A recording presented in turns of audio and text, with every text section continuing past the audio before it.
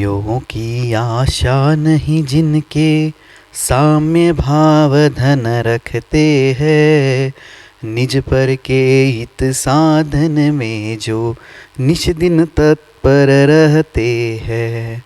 स्वार्थ त्याग की कठिन तपस्या बिना खेद जो करते हैं, ऐसे ज्ञानी साधु जगत के दुख समूह को हरते हैं। बोलो पंच परमेष्ठी भगवान की जय। 1008 श्री आदिनाथ भगवान की जय। अंतिम तृतीय भगवान महावीर स्वामी की जय। जय बोलो आचार्य भगवान गुरुवर श्री विशुद्ध सागर जी महाराज की जय। जय बोलो मुनिषी सुप्रभ सागर जी महाराज की जय। जय मुनिषी प्रणत सागर जी महाराज की जय। जय जैन बंधु। समीचीन विकल्पों का सम्यक समाधान इस लोकप्रिय कार्यक्रम में मैं आप सभी का स्वागत करता हूँ। मुनिश्री सुप्रभ सागर जी महाराज के पावन मुखारविंद से हम सब लोग समीचीन विकल्पों का सम्यक समाधान सुन रहे हैं। देश विदेश विभिन्न प्रांतों से जो हमें विकल्प प्राप्त हो रहे हैं, उस विकल्प को मुनिषी सुप्रभ सागर जी महाराज एवं मुनिषी प्रणत सागर जी महाराज के माध्यम से हम सब लोग समीचीन विकल्पों का श्रवण कर रहे हैं।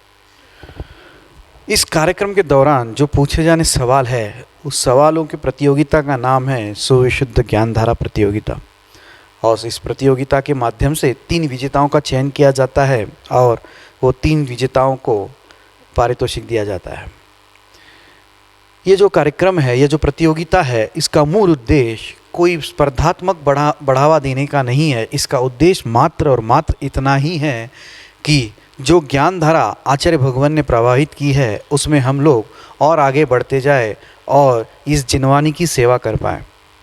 और इसी कार्यक्रम के बीचों बीच में वो 3 सवाल आपको नीचे पट्टी पे दिखाई देते हैं। आपको वो 3 सवाल के जवाब आपको 6:15 तक 6:15 पे प्रतिदिन आपको भेजने होते हैं। मैं मुनिश्री के चरणों में बारंबार नमोस्तु करता हूँ एवं आज के कार्यक्रम को यही से प्रारंभ करते हुए उनसे यही आशीष मांगता हूँ कि स्वामी आपका आशीष ऐसे ही हमारे ऊपर बना रहे। नमोस्तु नमोस्तु नमोस्तु महाराज जी। ओम नमः सिद्धेभ्य। पंच परमेष्ठी भगवान की जय। परम पूज्य आचार्य भगवंत गुरुवर विशुद्ध सागर जी महाराज की जय। परम पूज्य मुनिश्री सुप्रभ सागर जी महाराज की जय।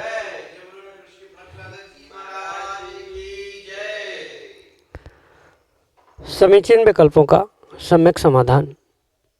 सम्यक ज्ञान की एक ऐसी अनूठी विधा जिसके माध्यम से हम अपने उस अंतरंग की संक्लिष्टता को दूर करके और विशुद्धि के स्थान को प्राप्त हो रहे हैं। और विशुद्धि ही हमारे कल्याण का, हमारे पुण्य आश्रव का एकमात्र कारण है। समीचीन विकल्पों का सम्यक समाधान एक ऐसा उपाय जिसके माध्यम से हम अपने अंतरंग में उठने वाले उन विकल्पों को शांत करके और अपने उस लक्ष्य को प्राप्त करने का पुरुषार्थ कर सकते हैं। देशांतर से अनेक समीचीन विकल्प हमें यहाँ प्रतिदिन प्राप्त हो रहे हैं और परम पूज्य मुनिश्री सुप्रभ सागर जी महाराज उनका आगमुक्त विधि से हम सबको सम्यक समाधान प्रदान कर रहे हैं। प्रारंभ करते हैं आज का सम्यक समाधान। और आज का पहला विकल्प आष्टा मध्य प्रदेश से अनन्य गुरु भक्त परिवार डॉक्टर मंगन जैन, श्रीमती चंदा जैन परम पूज्य मुनिश्री के चरणों में बारंबार नमोस्तु निवेदित करते हुए अपना समीचीन विकल्प रख रहे हैं कि महाराज जी श्री समय सार जी में कुंद कुंद स्वामी ने व्याख्यान करते हुए कहा है कि निश्चय नय से 9 पदार्थों को जानने वाले को सम्यक दृष्टि कहा है। अस्तु निश्चय नय से 9 पदार्थों को कैसे जाना जा सकता है? हमारे समीचीन विकल्प का सम्यक समाधान करने की अनुकंपा करें। नमोस्तु महाराज जी, नमोस्तु। ओम नमः सिद्धम। परम पूज्य आचार्य भगवान गुरुवर विशुद्ध सागर जी महाराज की जय। परम पूज्य मुनिश्री सुप्रभ सागर जी महाराज की जय। वस्तु को समझने के जो 2 आलंबन आचार्य भगवंतों ने बताए, उसमें व्यवहार ने और निश्चय ने इन दोनों की अहम भूमिका है। जब तक व्यवहार ने हमारे पास नहीं है तब तक निश्चय नय की सिद्धि नहीं है, और जब तक निश्चय नय नहीं है तब तक व्यवहार नय की भी पूर्णता नहीं है। इसलिए इन दोनों को और दोनों की अपेक्षाओं को समझना बहुत बहुत ज़रूरी है। और जो अध्यात्म ग्रंथ हुआ करते हैं, मुख्यतः से उन अध्यात्म ग्रंथों में उस निश्चय नय की ही व्याख्यान या निश्चय नय की ही बात कही जाती है, और उसी कारण से उन ग्रंथों को आध्यात्मिक ग्रंथ या अध्यात्म परख कहा जाता है। जहाँ कुंद स्वामी अपने निश्चय नय की व्याख्या उस अध्यात्म के परम ग्रंथ समयसार समय पाहुड़ जी में कहते हैं, वहाँ पर हमें उनकी अपेक्षा, उनकी दृष्टि, उनकी सोच आदि को समझना बहुत ही ज़्यादा ज़रूरी है। वहाँ उन्होंने वो व्यवहार को अभूतार्थ भी कहा है, तो वह अभूतार्थ निश्चय नय की अपेक्षा से कहा है, ना कि सर्वथा कहा है। इसलिए जो समयसार जी आदि ग्रंथों में आचार्य भगवान ने जो उन 9 पदार्थ, 7 तत्व, 6 द्रव्य, 5 अस्थिकाय आदि सबको समझना, ग्रहण करना आदि आदि बात कही है, वह भी हमें उनकी अपेक्षा से समझना बहुत अनिवार्य है। क्योंकि जब तक आचार्य भगवंतों के कथन की अपेक्षा नहीं समझ में आएगी, तब तक हमें वह व्याख्यान, ग्रंथ, श्लोक, सूत्र आदि कुछ भी समझ में नहीं आए। इसलिए सबसे पहले उस निश्चय नय को और 9 पदार्थों को हमें समझना बहुत आवश्यक। जो जीव, अजीव आदि के निमित्त से 9 पदार्थ कहे गए हैं, आश्रव, बंध, संवर, निर्जरा, मोक्ष, पुण्य, पाप, ये सब कुछ जिसे आचार्य भगवंत सामान्य भाषा में व्यवहार नय से 7 तत्व या 9 पदार्थ कहते हैं, उन 7 तत्व 9 पदार्थों को ही निश्चय नय से समझना, यानी जो मेरे आत्मा में ही इनका वास है या मेरे आत्मा के निमित्त से ही वे सब कुछ हो रहे हैं, उस निश्चय नय यानी अभेद की अपेक्षा से ही उसे समझना हमें अनिवार्य आवश्यक होगा। समझने जैसी बात यह है कि सामान्य रूप से जो हमने ग्रंथों में पढ़ा है कि आश्रव तत्व या आश्रव पदार्थ ऐसा होता है, पुण्य पाप ऐसा होता है, आदि आदि जो हमने भिन्न प्रकार से समझा है, उसे ही जो हम अपने भीतर, आत्मा के भीतर समझ रहे हैं, यानी मेरा आत्म तत्व, फिर उस आत्म तत्व में जो कर्म आए हैं, उस कर्मों के निमित्त से जो आत्मा की ही विभाव दशा है, वही उस आत्मा की विभाव दशा कर्मों के निमित्त से जो उद्घाटित हो रही है, उसे ही आचार्य भगवान ने उस अजीव की श्रेणी में या पुद्गल की श्रेणी में ग्रहण करते हुए उस अजीव या पुद्गल पदार्थ को ग्रहण किया। पुनः कर्मों का आश्रव यानी आना, उसका रोकना, संवर, निर्जरा आदि जितने भी है, ये उसके लिए आधारभूत मात्र और मात्र मेरी आत्मा है, मेरा जीव द्रव्य है, और जीव द्रव्य में ही ये सब कुछ घटित होता है। कथनचित परद्रव्य के आलंबन से भले ही आश्रव, निर्जरा या पुण्य पाप ये सब कुछ हो रहा है, पर फिर भी उन सब के लिए आलंबन एकमात्र मेरा जीव द्रव्य है, मेरी आत्मा है। इसलिए उस जीव द्रव्य आत्म तत्व का ही आलंबन, अधिकरण, आधार, इस अधिकरण, आधार, आलंबन आदि की अपेक्षा से आचार्य भगवंत उसे निश्चय नय से उन 7 पदार्थों की व्याख्या समझ रहे हैं। जो 7 तत्व या 9 पदार्थों की व्याख्या आचार्य भगवंत करते हैं, जहाँ वहाँ व्यवहार नय की अपेक्षा से अगर समझे तो भिन्न द्रव्य उसका कथन करते हुए भिन्न अपेक्षा से या पृथक रूप से समझना, और जब उसका ही कथन निश्चय नय से करेंगे तो अभेद रूप से उसे समझना, यही वहाँ पर अभिप्राय आचार्य भगवंतों का। समझने जैसी बात यह है कि जब पृथक रूप से उन तत्वों को समझेंगे, यानी जीव द्रव्य मेरा है और पुद्गल द्रव्य भिन्न है, उसको ग्रहण करना, ये अगर कथन होगा तो वहाँ व्यवहारण्य का कथन कहा जाएगा। और वही कथन जब आत्मद्रव्य के आधार आलम्बन अधिकरण की अपेक्षा से कहा जाएगा कि जीव द्रव्य में ही ये सब कुछ प्राप्त होते हैं, बिना जीव द्रव्य के ये तत्व प्राप्त नहीं होते। जीव का, आत्मा का उस पुद्गल के साथ तत्क्षण में जो एकी भाव प्राप्त हुआ है, उस संश्लेष संबंध के कारण से वहाँ किंचित भी अभेद को ना देखते हुए, उस भेद को ना देखते हुए अभेद को ग्रहण करने वाला जो निश्चय न है, उसकी अपेक्षा से वे ही सात तत्व मात्र आत्मा के आलंबन से ही होते हैं, आत्मा के अभाव में नहीं होते हैं। आत्मा ही, जैसे आचार्य भगवान ने कहा है, आत्मा को ही आचार्य भगवान ने ज्ञान कहा है, आत्मा को ही दर्शन कहा है, आत्मा को ही संवर कहा है, आत्मा को ही निर्जरा, आत्मा को ही मोक्ष।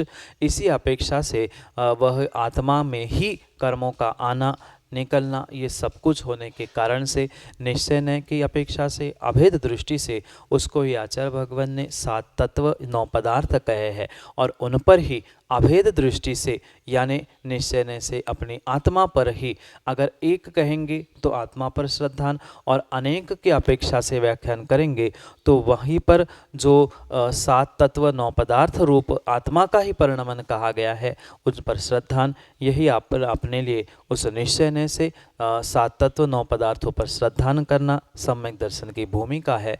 निश्चय न से यही आचार्य भगवान ने कहा, यही आपके लिए सम्यक समाधान। सुलझैन टीकमगढ़ मध्य प्रदेश से परम पूज्य मुनिश्री के चरणों में बारंबार नमोस्तु निवेदित करते हुए अपना समीचीन विकल्प रख रहे हैं कि महाराज जी, जब हम जाप देते हैं अथवा माला फेरते हैं तो उस समय हमारे मन में घर के कार्य, नौकरी के कार्य या अन्य कुछ भी यहाँ वहाँ के कार्य, सांसारिक विचार आते हैं, तो हम ऐसा क्या करें कि हमारे मन में उस समय कोई भी विचार ना आए और हम सिर्फ भगवान का स्मरण कर सकें। क्या उस समय ऐसे विचार आने पर हमें पाप का बंध होता है? हमारे समीचीन विकल्प का सम्यक समाधान करने की अनुकंपा करें। नमोस्तु महाराज जी, नमोस्तु। एक कार्य करते समय दूसरे कार्य का विकल्प हमें आ रहा है, और विशेष करके शुभ क्रिया करते समय या शुभ काय योग करते हुए अशुभ मन योग हो रहा है, तो नियम से हमें कर्म का आश्रय होगा ही होगा। यहाँ पर हम इस प्रकार से समझ सकते हैं कि जब हम जाप कर रहे हैं या माला फेर रहे हैं या भगवान की स्तुति वंदना आदि कर रहे हैं, उस समय पर हमें किसी भी प्रकार का बहिरंग रूप से, चाहे नौकरी का हो, चाहे अन्य किसी भी प्रकार का हमें अशुभ विकल्प भी सता रहा है, तो वह हमारा अशुभ विकल्प हमारे लिए अशुभ मनोयोग को देने वाला है। और चूँकि मन वचन काय, इन तीनों के कारण से हमें कर्मों का आश्रयबंध हुआ करता है, तो इस कारण से हमें शुभ काय योग होने से, यानी हमारा हाथ शुभ रूप से घूम रहा है, या वचनों में भी अगर हमारे मंत्र पाठ जाप आदि चल रहा है तो वहाँ पर वचन योग शुभ है और काय योग भी शुभ है, पर मनोयोग यानी हमारे विचार, हमारी सोच, हमारा चिंतन कहीं और अन्यत्र अशुभ कार्यों में जा रहा है, तो नियम से वहाँ पर अशुभ मनोयोग होने से हमें अशुभ का आश्रयबंध भी अवश्य होगा, पाप का आश्रयबंध अवश्य होगा। पर ये बात भी हम अवश्य समझें, अगर हमारा वचन योग और काय योग भी मात्र स्थिर है और शुभ में लगा हुआ है, तो कथनचित कुछ अंशों में अगर हमारा मन इधर उधर भटक रहा है, तो उस काय योग और हमारे वचन योग की तीव्र परिणति से, यानी शुभ की तीव्र अधिक प्रवृत्ति यानी अधिक शक्ति होने के कारण से मन का आश्रय हमें कम भी, यानी पाप का आश्रय कम भी हो सकता है। पर अगर मन का चिंतन या अशुभ विचार लंबे समय तक और बहुत गहरे तरीके से कठिनाई में छूटने वाले अगर है, तो नियम से हमें उस मनोयोग के यानी अशुभ मन के निमित्त से, अशुभ विचारों के निमित्त से विशेष पाप का आश्रय बंध भी हो सकता है। इसलिए सबसे पहले हमें अपने मन को संभालने की बहुत आवश्यकता है। उस मन को संभालते समय हम जब जो जाप कर रहे हैं तो प्रयास हमें यही करना होगा कि उस जाप के विषय में हम चिंतन करें, यानी कि उस जाप के विषय में हम ये सोचे, ये विचार करें कि जिस जाप का यानी नमोकार मंत्र का अगर हम जाप कर रहे हैं माना कि, तो नमो अरिहंताणम यानी मैं अरिहंतों को नमस्कार कर रहा हूँ, एक क्षण अरिहंत के स्वरूप के बारे में सोचे। सिद्धों को नमस्कार कर रहे हैं तो सिद्धों के बारे में सोचे, या जिस मंत्र का हम पाठ कर रहे हैं, जाप कर रहे हैं, उस मंत्र में जो भी पद है, जैसे ओम आया तो ओम पंच परमेष्ठी का वाचक होता है, ह्रीम आया तो ह्रीम 24 तीर्थंकर का वाचक होता है, नमः यानी नमस्कार आदि जितने भी वहाँ उस पर शब्द आ रहे हैं, उन शब्दों को बहुत अच्छे तरीके से समझकर उसका अर्थ समझते हुए तत्त परमेष्ठी या तत्त उसके उन मंत्रों को ग्रहण करने का हम प्रयास करेंगे तो मन भटकना कम भी होगा। साथ साथ ये और हम ध्यान रखें कि जितनी हमारी शरीर की चंचलता होगी, वचनों की चंचलता होगी, उससे कई अधिक मन की चंचलता उस समय पर होगी। इसलिए मन की चंचलता को यानी मन को अशुभ आदि में जाने से रोकने के लिए हमें अपने शरीर को, अपने वचनों को भी संयमित करना आवश्यक है। मतलब हमें ये करना होगा जो कई बार देखने में भी आता है, कोई मंत्र पढ़ता है तो पूरे मुंह को हिलाता है, बिल्कुल इतने ज़ोर से मुंह हिल जाता है, जिह्वा हिलती है कि वह ज़ोर ज़ोर से उच्चारण दूसरे को सुनाई देता है। और कभी आँखों का इधर उधर हो जाना, ऊपर नीचे हो जाना, इस कारण से भी शरीर में जितनी चंचलता होगी उससे और द्रुत गति से मन में चंचलता होगी। कहने का अभिप्राय यह है, हम जितना मुख को बंद करके, जिह्वा को बिना हिलाए जो अंतरंग जल्प जिसे कहते हैं, उस प्रकार से अगर जाप करना प्रारंभ करेंगे तो नियम से तत्क्षण में हमारा काय योग शांत होने से हमारे मन की भी शांति होने की संभावना होती है। जैसे कि हमारी आंखें कौन आया, कौन गया, कौन कहाँ बैठा है, क्या हो रहा है, इधर उधर भी भटक रही है तो मन भी भटक सकता है, उसके निमित्त से और अशुभ उपयोग हो सकता है। इसलिए अपने आँखों को भी अगर मंदिर में जाप दे रहे हैं तो भगवान की प्रतिमा की ओर, घर में कहीं जाप दे रहे हैं तो किसी गुरु भगवान आदि की फ़ोटो की तरफ देखते हुए उसमें अगर हम अपने दृष्टि को, अपनी आँखों को एकाग्र करेंगे तो हो सकता है हमारी मन की चंचलता जो अशुभ उपयोग में, अशुभ क्रियाओं में जा रही है, उससे हम बच सकते हैं। इसलिए सबसे पहले अपने काय को, फिर अपने वचनों को भी संयमित करते हुए अगर हम अपने मन को संयमित करना, एकाग्र करना सीख लेंगे तो नियम से हमारा अशुभ क्रियाओं में जाने वाला मन रुक सकता है। पर उसके लिए स्वयं को बैठकर प्रयास करना होगा। ऐसा हो नहीं सकता कि हम एक बार में सब कुछ अच्छा कार्य कर ले, धीरे धीरे प्रयास करते रहे और धीरे धीरे प्रयास करने से ही यह साध्य हो सकता है। इसलिए ऐसा नहीं करें कि हमारा मन नहीं लग रहा है या हम अशुभ क्रियाओं में उलझ रहे हैं, अशुभ विचार आ रहे हैं, इस कारण से उस क्रियाओं को यानी जाप आदि को करना ही बंद करना ये उचित नहीं है। जाप भी करते रहे और कुछ नहीं मगर मन की एकाग्रता भी नहीं है, अशुभ से हमें पाप भी हो लग रहा है, तो शुभ काय से, शुभ वचनों से कुछ अंशों में पुण्य भी हमें प्राप्त हो रहा है। उस काय को और वचनों को और शुभ करने का और तीव्रता से शुभ करने का प्रयास करेंगे तो जो हमारा थोड़ा सा अशुभ मनोयोग हो रहा है, मन की अशुभ परिणति हो रही है, वह उस शुभ काय और शुभ वचनों से कॉम्पेंसेट होते हुए अगर तीव्रता काय और वचनों की शुभ की है तो नियम से वह अशुभ भी शुभ में परिवर्तित होने की संभावना है। इसलिए सतत जाप आदि करने का प्रयास करें, मन को एकाग्र करने का स्वयं ही प्रयास करते रहे, उन मंत्रों के उस अभिप्रायों को, अर्थों को, परमेष्ठियों को आदि को समझने का अगर प्रयास करेंगे तो उसका विशेष फल भी हमें पुण्य मिलेगा। यही आपके लिए सम्यक समाधान। कल्पना जैन ललितपुर से परम पूज्य मुनिश्री के चरणों में बारंबार नमोस्तु निवेदित करते हुए अपना समीचीन विकल्प रख रहे हैं कि महाराज जी, ज्ञानवान और बुद्धिमान में क्या अंतर है। हमारे समीचीन विकल्प का सम्यक समाधान करने की अनुकंपा करें।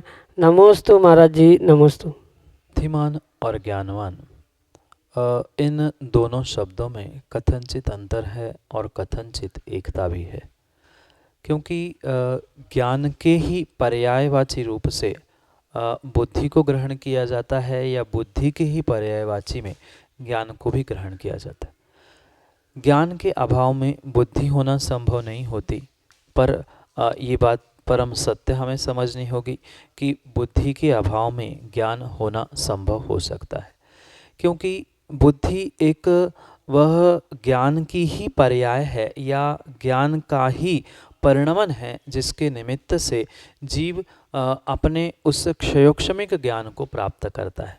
समझने जैसी बात यह है, जो सामान्य रूप से जिसे आगम ग्रंथों में ज्ञानोपयोग कहा है या मात्र जो ज्ञान कहा है, सामान्य रूप से सामान्य ज्ञान को ही यहाँ ज्ञानवान रूप में ग्रहण करना होगा। यानी जिसके पास सामान्य ज्ञान है, भले ही वह सूक्ष्म निगोदिया जीव का लब्ध पर्याक्षर ज्ञान क्यों ना हो, वह उसका लब्ध पर्याक्षर ज्ञान वहाँ ज्ञान की सत्ता होने के निमित्त से उसे हम ज्ञानवान कह सकते हैं। पर वहीं पर उस ज्ञान की जो विशेष क्षयोक्षम से निमित्त से उस ज्ञानावरणी दर्शनावरणी आदि के निमित्त से, यानी मुख्यतः से श्रुत ज्ञानावरणी, मति ज्ञानावरणी आदि कर्म के निमित्त से जो जीव का ज्ञान का क्षयोक्षम है, जिसे लौकिक भाषा में बुद्धि कहते हैं, उस बुद्धि को धारण करने वाला बुद्धिवान बुद्धिमान हुआ करता है। इसलिए कहने के लिए वास्तविकता में उसमें कोई विशेष अंतर नहीं है, क्योंकि दोनों भी ज्ञान की ही परिणति है। एक मात्र सामान्य ज्ञान रूप है और एक उस सामान्य ज्ञान के ही विशेष क्षयोक्षम के निमित्त से जो भी उद्घाटित हो रहा है उसको हम बुद्धिवान या बुद्धिमान कह सकते हैं, क्योंकि वह जो क्षयोक्षम के निमित्त से विशेष रूप से जो हीनाधिकता हो रही है ज्ञान में, वह हीनाधिकता निमित्त से ही बुद्धि अबुद्धि कह जा सकता है, अन्यथा वह उसमें दोनों में कोई विशेष अंतर समझ में नहीं आता। पर फिर भी ऐसा सर्वथा नहीं है कि ज्ञान और बुद्धि एक ही है।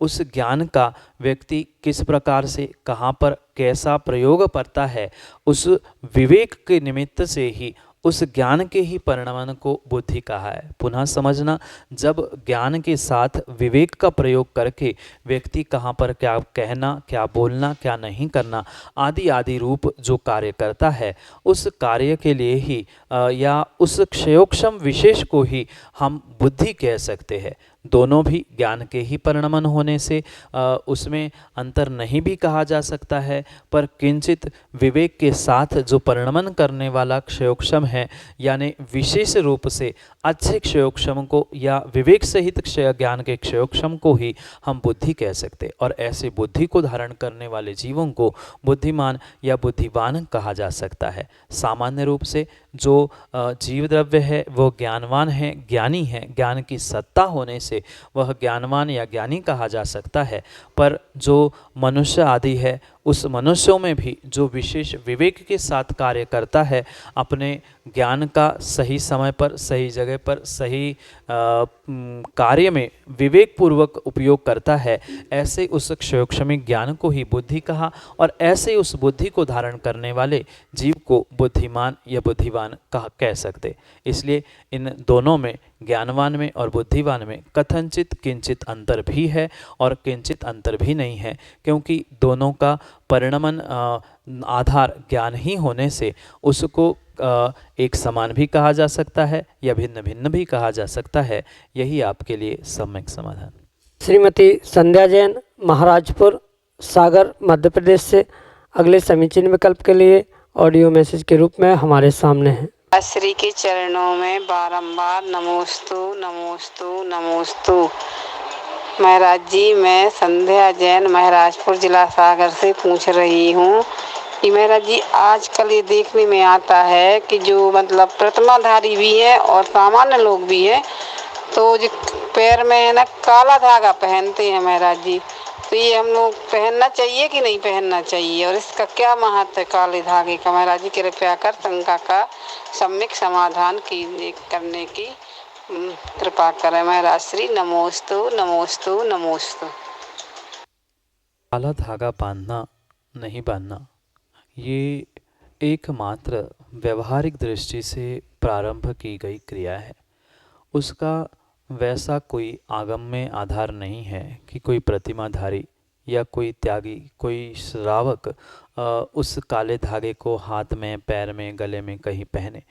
ये एकमात्र व्यवहारिक क्रिया प्रारंभ हो चुकी है और मात्र उसके पीछे यही दृष्टिकोण व्यवहारिक दृष्टि से दिया जाता है कि काला धागा आदि पहनने से नज़र नहीं लगती या बुरा कोई दृष्टि दोष आदि होते हैं वह घटित नहीं होते। सर्वथा ऐसा नहीं होता कि काला धागा बांधने से ही सब कुछ हो रहा है। व्यक्ति काला धागा बांधने के बाद भी बीमार होते हुए देखा जाता है। काला धागा बांधने के बाद भी उसके जीवन में बहुत सारे विघ्न या बहुत सारी विपरीतता आते हुए देखी जाती है। इसका अर्थ ये नहीं है कि काला धागा बांधने से ही जीवन अच्छा हो जाएगा या कोई बाधा से रहित हो जाएगा, ऐसा ज़रूरी नहीं है। परिपूर्ण रूप से हमारे जीवन में जो कुछ भी सुख दुख आ रहा है, अच्छे बुरे दिन आ रहे हैं, ये मात्र और मात्र व्यक्ति के निजी यानी स्वयं के पुण्य पाप पर निर्भर करता है, उसके उपादान पर निर्भर करता है। हाँ, कुछ अंशों में ये बहिरंग निमित्त होते भी है जिसके द्वारा नज़र नहीं लगना या व्यवहारिक दृष्टि से कोई किसी की हाय बुराई आदि नहीं लगना, ये फिर भी कुछ निमित्तिक दृष्टि से संभव हो सकता है। पर वह तभी संभव हो सकता है जब हमारा तीव्र पुण्य का उदय होता है, तो ही वह हमारे लिए सुरक्षा के लिए निमित्त बन सकते हैं, अन्यथा नहीं बन सकते। क्योंकि देखा गया है कि बड़े बड़े सुरक्षा कवच पहनने के बाद भी योद्धाओं की मृत्यु होती है, और कभी कभी ये भी देखा जाता है बिना कोई सुरक्षा कवच के वह बाण भी लग गया, कोई अस्त्र भी लग गया, तो भी वह मृत्यु को प्राप्त नहीं हुआ। इसी प्रकार से ये चाहे कवच रूप से कह दो या काले धागे से नज़र दोष, दृष्टि दोष आदि आदि सबसे बचने की बात कितनी ही व्यवहारिक रूप से की जा रही हो, पर इस सत्य बात को हमें समझना होगा कि ये मात्र और मात्र बहिरंग रूप से निमित्त है। अंतरंग जीव का स्वयं का उपादान पुण्य पाप जैसा होगा, उस प्रकार से ही ये कार्य होना संभव होता है।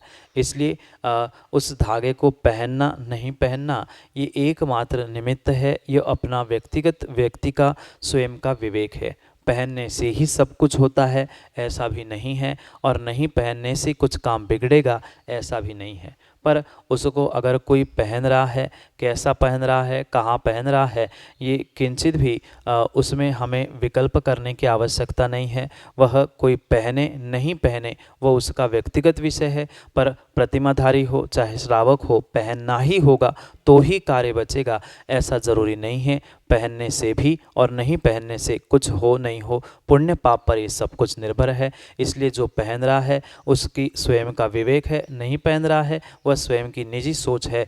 पहनना ज़रूरी नहीं है और उतारना भी ज़रूरी नहीं है। विवेक से व्यवहारिक क्रिया करते रहे, उसमें कोई भी दोष नहीं है। यही आपके लिए सम्यक समाधान।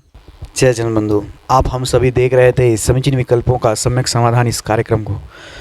यह कार्यक्रम प्रतिदिन शाम को 4 बजे पारस टीवी चैनल पे एवं 5:13 पर प्रतिदिन सुप्रभु आज इस यूट्यूब चैनल से प्रसारित होता है। मुनिश्री की प्रवचन 7:40 पे सामायिक कैसे करें इस विषय पे जिनवाड़ी चैनल टीवी पे प्रसारित होते हैं। आप उस कार्यक्रम के माध्यम से लाभ ले सकते हैं। अगर आप इस कार्यक्रम से जुड़ना चाहते हो, अगर आप इस कार्यक्रम से जुड़े हुए सवाल या अपने मन में उठने वाले विकल्पों को शांत करना चाहते हो, तो जो हमारा व्हाट्सएप का नंबर है 8707548811, इस पे अपने समीचीन विकल्प जरूर भेजें। समीचीन विकल्प आप ऑडियो मैसेज या टेक्स्ट मैसेज के माध्यम से हम तक पहुंचा सकते हो।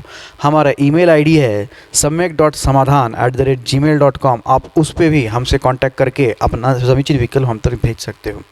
अगर आप घर बैठे अपने संपत्ति को सदुपयोग करना चाहते हो, अगर यह संपत्ति में दान करना चाहते हो, ज्ञान दान में देना चाहते हो, तो आप हमसे ज़रूर संपर्क करें, क्योंकि मुनिश्री के प्रवचन एवं मुनिश्री के जो यह सम्यक समाधान कार्यक्रम आता है, इसके पुण्यार्जक बन के आप पुण्य का लाभ ले सकते हैं घर बैठे बैठे।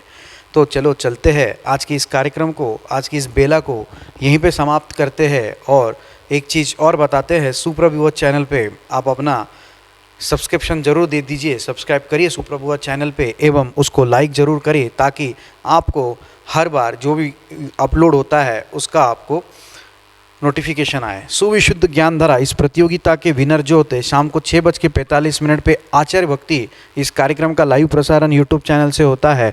उसके बीचों बीच में आपको उसके जो विजेता है, लकी विजेता है, उनका नाम घोषित किया जाता है। तो चलो चलते हैं, मुनिषी के चरणों में नमोस्तु करते हुए इस कार्यक्रम को यहीं पे समाप्त करते हैं। नमोस्तु नमोस्तु नमोस्तु।